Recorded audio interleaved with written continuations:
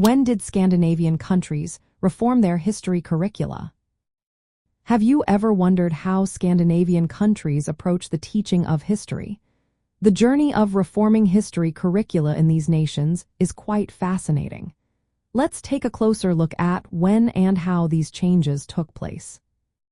In Sweden, the early 20th century marked a significant shift in education. Around the year 1918, a 2-year continuation school was introduced after primary school.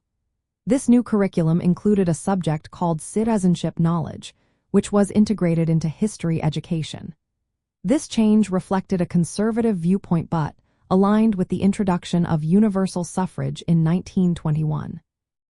During this period, the curriculum emphasized subjects like Christianity, Swedish language, mathematics, and history, establishing specific objectives for teaching. Norway also saw major reforms in its education system, particularly in upper secondary education. In 1976, 1985, and 1994, significant changes were made.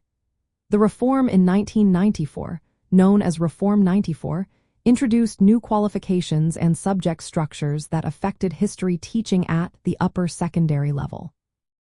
Another reform called Kunskapslyftet was implemented in 2006, further altering the structure and hours of upper secondary education, which included history as part of social studies.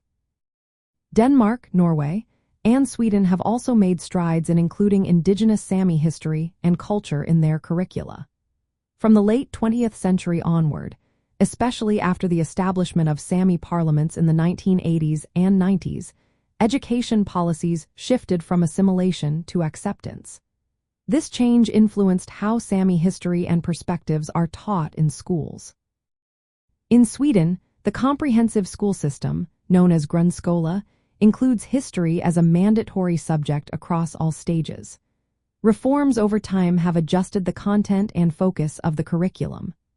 Upper secondary education reforms have also shaped history education through national programs and elective courses. Overall, the reforms in Scandinavian history curricula have been gradual and connected to broader educational changes. Key periods include the early 1900s in Sweden, the 1970s to 90s in Norway, and ongoing adjustments into the 21st century.